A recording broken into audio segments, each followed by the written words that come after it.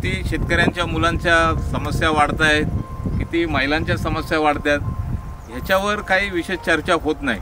फक्त शेतकरी आपला अन्नदाता आहे आणि तो कितीही संकट आले तरी तो उभं राहिलो, तर असं बऱ्याच वेळा हरभऱ्याच्या झाडावर चढवलं जातं। तर त्यामुळे ते ऐकण्याची सवय सोडून दिली पाहिजे।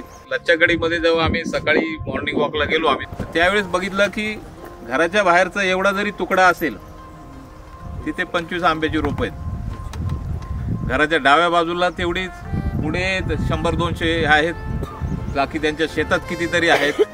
तर जमिनीचा 1 फूट सुद्धा जागा त्यांनी मोकळी सोडलेली नाही आणि त्याचं कॅल्क्युलेशन दिलेलं आहे की 1 फूट 1 स्क्वेअर मीटर मध्ये किती उत्पन्न निघणार आहे। तर एवढं बारीक कॅल्क्युलेशन ह्या लोकांनी केलेलं आहे। एक वेगळा दृष्टिकोन आहे जमिनीकडे बघण्याचा, तो आपल्याला त्यांच्याकडून काही गोष्टी शिकू शकतो आपण।